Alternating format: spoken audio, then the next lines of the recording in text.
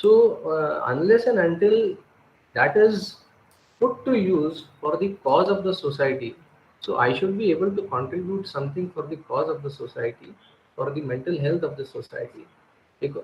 So that part is also important. Hence, the mental health, in fact, it includes, as Sonia ji said, it includes the uh, emotional health, it includes the psychological health, and also it includes the social well-being.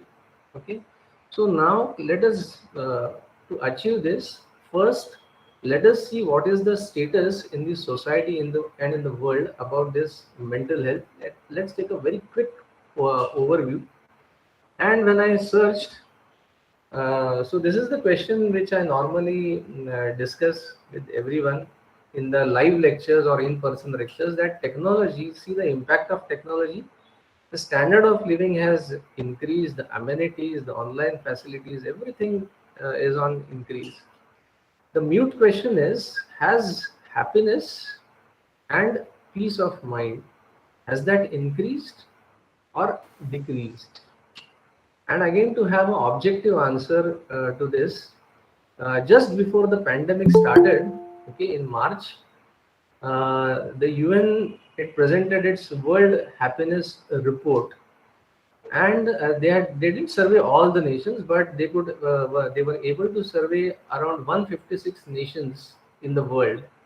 And you'll be surprised that we Indians, uh, that we came a dismal 144 in that particular rank.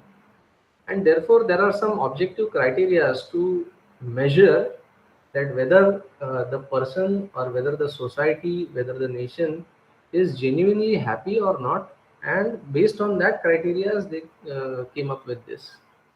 Second thing, there are many factors which disturb our mental health, but what I would suggest is the biggest factor which every one of us need to take care of is the biggest disease of the 21st century, and that is depression.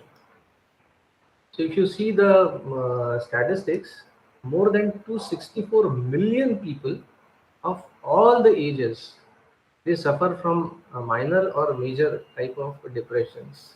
And you should be very much aware of this. More than 85% of the diseases or disorders, they are called by the experts as psychosomatic. Psyche means mind and soma means body. So the emotions that arise in our mind impacting the body and creating all these diseases, disorders, illnesses in life. So in this context, I would like to recommend you to study one of a very good book written by one of our very senior sadhakas, okay, say senior seekers, and that is Learn to Mind Your Mind, which gives a detailed overview that what is going on right now in the field of mental health in the society and in the world. So since you are all teachers also, let me share you that along with you, along with the adults. So what is the condition of the students in India also and worldwide also? A quick overview, and then we move on to the next part. So this was a news in the paper that now India is also called as the diabetic capital of the world. So now it has gone, it has taken a back seat, and this depression has taken a front seat, especially in the with youngsters. You can see that weekly almost 1,700 students, they are committing suicides due to this depression. If you go to the global scenario, the stress in college students, so you can understand, you will see that there was a survey by Harvard Medical School, and almost 67,000 plus college students across 100 institutes.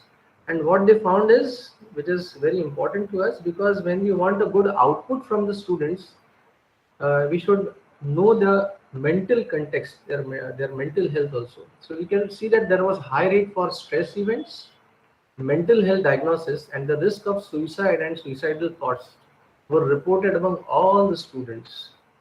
And therefore we need to be very careful about this depression and stress, which are all the mental health disorders and the diseases.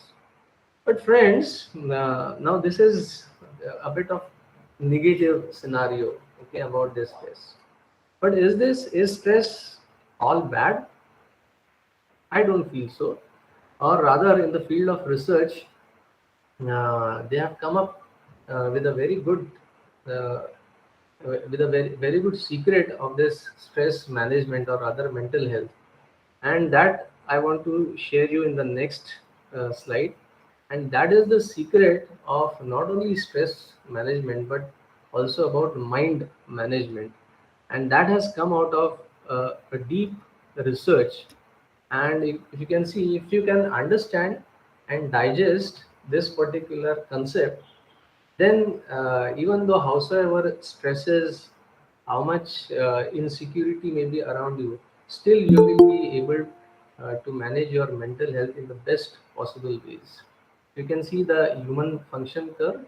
It is performance by arousal, and as you can see that as the stress arousal increases, so the performance levels change. So you can see just below the human function curve, there is something called as good stress and distress. So distress is bad stress. And you can see there is a health tension or a healthy tension.